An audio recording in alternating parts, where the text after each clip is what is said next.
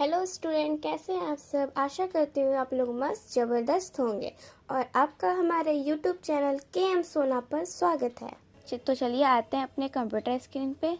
ये है हमारा कंप्यूटर कैसे काम करता है। आज हम जानेंगे। हम तो कंप्यूटर के जनरेशन, उसके कैसे कैसे उसका इन्वेस्टमेंट हुआ है, वो सब के बारे में मैंने पिछले क्लास में पढ़ लिया है। अब हम पढ़ेंगे कि कंप्यूटर कैसे काम करता है, कैसे वो हम इसको इंस्ट्रक्शन देते हैं और कैसे वो मुझे आउटपुट देता है, उसके बारे में जानेंगे।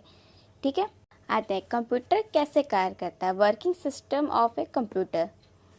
किसी भी कंप्यूटर प्रणाली में आवश्यक रूप में 3 महत्वपूर्ण भाग होते हैं: इनपुट डाटा, सीपीयू और आउटपुट डाटा। सीपीयू क्या होता है? Central processing unit. इसका फुल फॉर्म है सेंट्रल प्रोसेसिंग यूनिट। सीपीयू तो आपने देखा ही होगा कंप्यूटर में। जब हम कंप्यूटर खरीदने जाते हैं तो उसके साथ मुझे कीबोर्ड, माउस, मॉनिटर और एक तो बड़ा सा सीपीयू मिलता है, उसी को हम सीपीयू कहते हैं। ठीक है, जिससे वो कंप्यूटर मेरा ऑन और ऑफ होता है। ठीक है, कंप्यूटर इनपुट डिवाइस के जरिए डेटा को प्राप्त करता है जो उससे दिए गए निर्देशों मतलब इंस्ट्रक्शन के आधार पर होता है, और डेटा को प्रोसेस करने के बाद आउटपुट डिवाइस के जरिए परिणाम दिखाता है। एक बार डेटा जब मिल जाता है तो सेंट्रल प्रोसेसिंग यूनिट, सीपीयू का फुल फॉर्म है सेंट्रल प्रोसेसिंग यूनिट, दूसरे पार्ट्स की सहायता से उस जानकारी को लेकर उसे प्रोसेस करता है। मतलब जो भी हम कंप्यूटर में इनपुट देते हैं, कीबोर्ड, माउस से जो भी हम इंस्ट्रक्शन देते हैं उसको, तो वो मुझे हम इंस्ट्रक्शन देते हैं वो मुझे स्क्रीन पे दिखाता है, मॉनिटर के स्क्रीन पे दिखाता है। लेकिन वो कैसे दिखाता है, कैसे वो प्रोसेस करके मुझे उसका आउटपुट देता है, उसके बारे में जानते हैं। देखिए, ये है इनपुट डाटा जो हम अपने कीबोर्ड और माउस के जरिए देते हैं। ठीक है, फिर ये सीपीयू और एएलयू का फुल फॉर्म होता है अर्थमेटिक लॉजिक यूनिट होता है। ये दोनों 0 और 1 के फॉर्म में प्रोसेस करते हैं, फिर हमको ये आउटपुट देते हैं।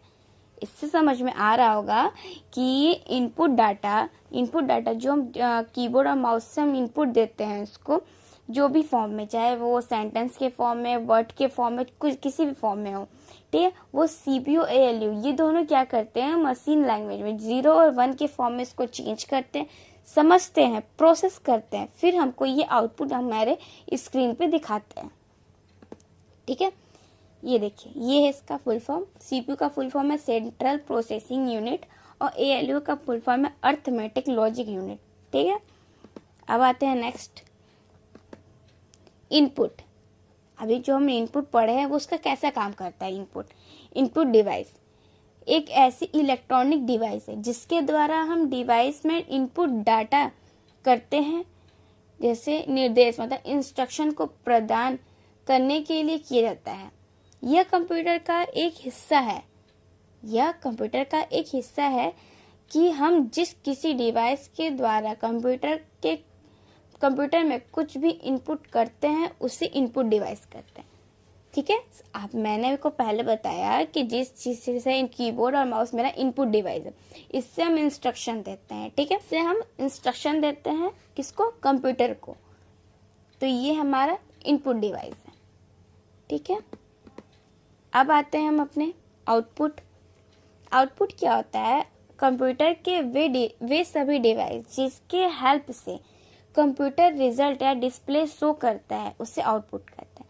जैसे मैंने आपको बताया, आउटपुट क्या होता है? जब हम इनपुट देते हैं वो सीपीयू और एएलयू में प्रोसेस होके 0 और 1 के फॉर्म में प्रोसेस होके हमको क्या मिलता है? आउटपुट मिलता है। वो कहाँ पे शो करता है? मॉनिटर के डिस्प्ले पे शो करता है।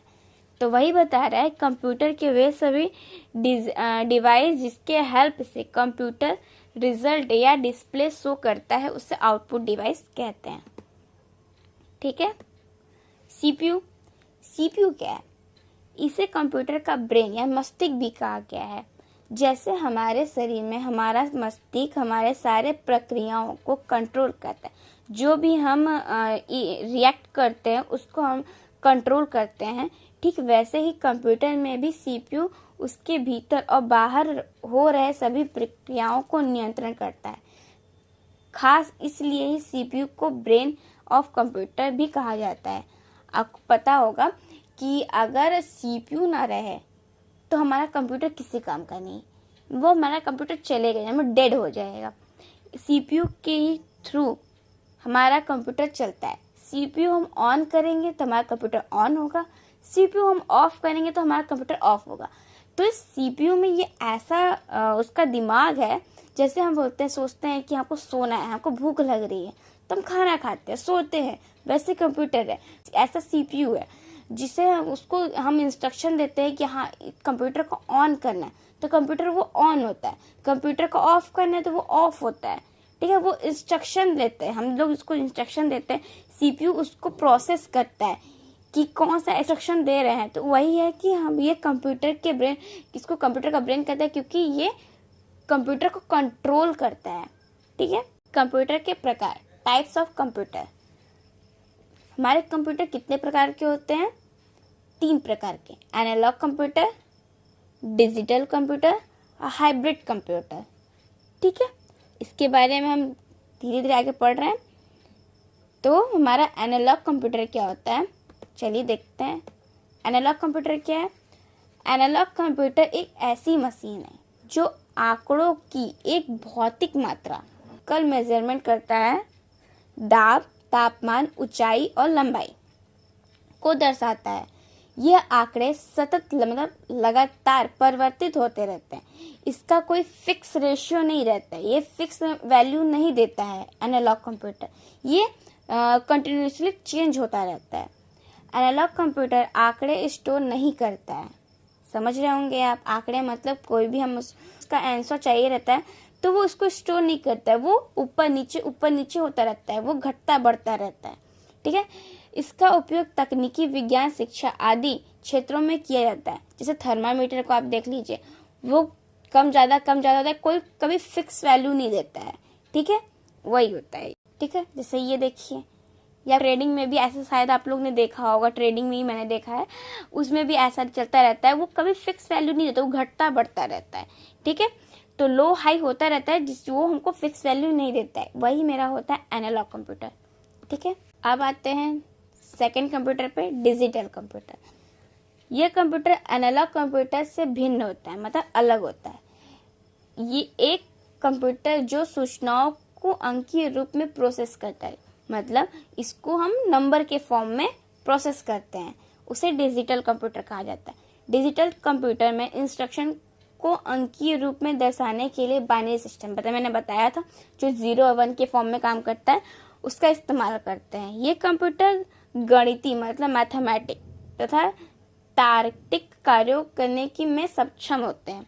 जैसे एक कैलकुलेटर वो आपको पता है कि मैथमेटिक का नाम लिया तो मतलब कैलकुलेशन है, जो मल्टीप्लिकेशन, डिवीजन, ऐड, सब्ट्रैक्शन को ये हम लोग को एक फिक्स वैल्यू देता है। ठीक है, ये एनालॉग कंप्यूटर से कुछ धीमे लेकिन परिणाम में अधिक शुद्ध होते हैं। डिजिटल कंप्यूटर सूचनाओं को स्टोर कर सकता है। जैसे एनालॉग कंप्यूटर होता है वो घटते बढ़ते रहते हैं, फास्ट जल्दी, लेकिन ये है कि ये हम उसको इंस्ट्रक्शन देता है, वो प्रोसेस करके वो हमको आउटपुट देता है, तो उसमें टाइम लगता है। ठीक है, तो वही कह रहा है कि ये एनालॉग कंप्यूटर के अकॉर्डिंग थोड़ा स्लो काम करता है, लेकिन इसकी जो हमको आउटपुट देता है, जो रिजल्ट देता है, वो एकदम फिक्स वैल्यू देती है। ठीक है, ये होता है हमारा डिजिटल कंप्यूटर। अब आते हैं हाइब्रिड कंप्यूटर। ये कंप्यूटर एक एनालॉग कंप्यूटर तथा एक डिजिटल कंप्यूटर की विशेषता के लिए होता है। हाइब्रिड कंप्यूटर इन दोनों तरह के कंप्यूटर से अधिक तेज और परिणाम शुद्ध होते हैं। इन कंप्यूटरों में डिजिटल कंप्यूटर एक नियंत्रण तथा अंकीय कार्य करने के लिए होता है, वहीं एनालॉग कंप्यूटर समस्या का हल करते हैं। इसका उपयोग जटिल मतलब कठिन से कठिन मैथमेटिक्स, समीकरण, वैज्ञानिक गणनाएं तथा रक्षा आदि के क्षेत्रों में किया जाता है। जैसे पेट्रोल पंप मशीन, स्पीडोमीटर आदि हाइब्रिड कंप्यूटर के में आसान उदाहरण है। साइज के आधार पर कंप्यूटर के प्रकार। अब देखिए, हम लोग ने पढ़ा कंप्यूटर के टाइप, एनालॉग, डिजिटल और हाइब्रिड कंप्यूटर। अब हम पढ़ेंगे कि कंप्यूटर के साइज के अकॉर्डिंग कौन कौन से कंप्यूटर हैं जो जिसका क्या क्या नाम है और कैसा कैसा वर्क करता है।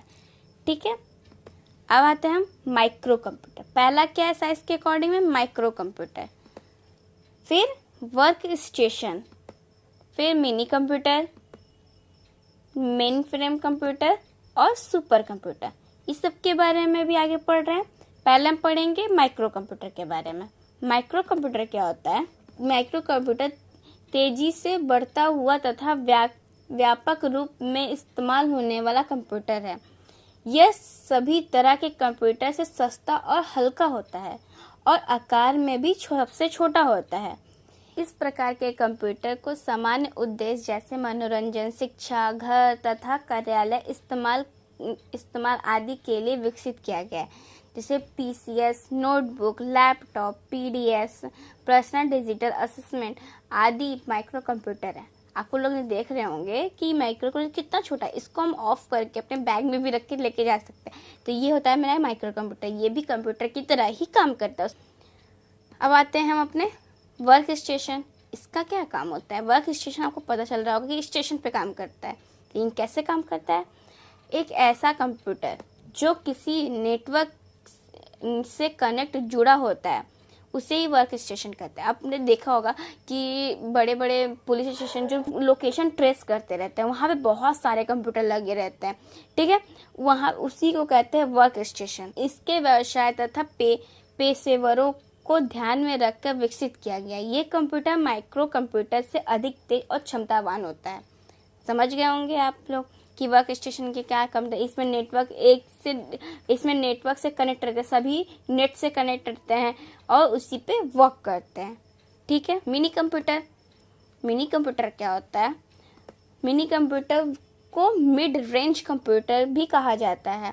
इसका इस्तेमाल छोटे व्यवसाय तथा व्यावसायिक प्रतिष्ठानों द्वारा किया जाता है। मिनी कंप्यूटर को सिंगल यूजर के लिए विकसित नहीं किया जाता है। इसको एक कंपनी के द्वारा अपने एक विभाग विशेष में किसी कार्य विशेष को करने में उपयोग किया जाता है। छोटा सा ही भी एक लैपटॉप ही है। एक मेन फ्रेम कंप्यूटर ऊपर वर्णित सभी कंप्यूटर से अधिक तेज तथा क्षमतावान होता है। इसका इस्तेमाल सरकारी प्रतिष्ठानों, बड़ी बड़ी कंपनियों द्वारा आंकड़ों को संग्रहित करने के लिए किया जाता है। ये कंप्यूटर आकार में बहुत बड़े होते हैं। आप लोग देख रहे होंगे कि यहाँ पे मेन फ्रेम कंप्यूटर का पिक्चर बना हुआ है। ये आप बड़ी बड़ी कंपनियां जहाँ पे 2-3 बिल्डिंग की कंपनी होती है, जो जिसका मेन ओनर होते हैं, वो अलग से कंप्यूटर होते हैं, उस कंप्यूटर का वो स्टोर रहता है, उसी से सारे कंप्यूटर कनेक्ट होते हैं। ठीक है, इतने बड़े बड़े कंप्यूटर होते हैं, इसमें नेटवर्क के जरिए सभी कंप्यूटर कनेक्ट होते हैं तो वही चलते हैं।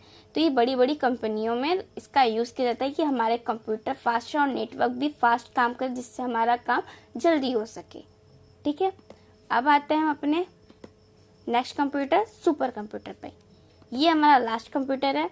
ये कंप्यूटर आकार में बहुत विशाल और खर्चीला होता है। इसका उपयोग बड़े संगठनों द्वारा शोध कार्य, मौसम भविष्यवाणी, तकनीक आदि कार्यों में होता है। सुमित सुपर कंप्यूटर अब तक का सबसे तेज सुपर कंप्यूटर है, जिसे अमेरिका में बनाया गया था। भारत में अपना पहला सुपर कंप्यूटर परम 8000 सन 1991 में बनाया गया। परम कंप्यूटर को भारत सरकार की एक संस्था सीडेक ने विकसित किया था। परम के बाद भारत में बहुत सारे सुपर कंप्यूटर बन चुके हैं और कई तो टॉप 500 सुपर कंप्यूटर में भी शामिल हैं। भारत का सबसे तेज super computer Pratyush and Mihir है। जैसे आप लोग देख रहे होंगे सुपर कंप्यूटर, कितना बड़ा सुपर कंप्यूटर और कितनी बड़ी बड़ी मशीनें लगी हैं, कितने हैवी वायर्स लगे हुए हैं। ये क्या होता है, बहुत बड़े होते हैं, लेकिन इसमें खर्च बहुत ज़्यादा होती हैं इस कंप्यूटर में। अगर इसमें कोई भी शॉर्ट सर्किट हुआ तो सारे कंप्यूटर ऑफ हो सकते हैं। एक शॉर्ट सर्किट से सारे कंप्यूटर बर्बाद हो सकते हैं। इसलिए ये बहुत बड़े होते हैं, इसको बनाने में बहुत टाइम लगता है।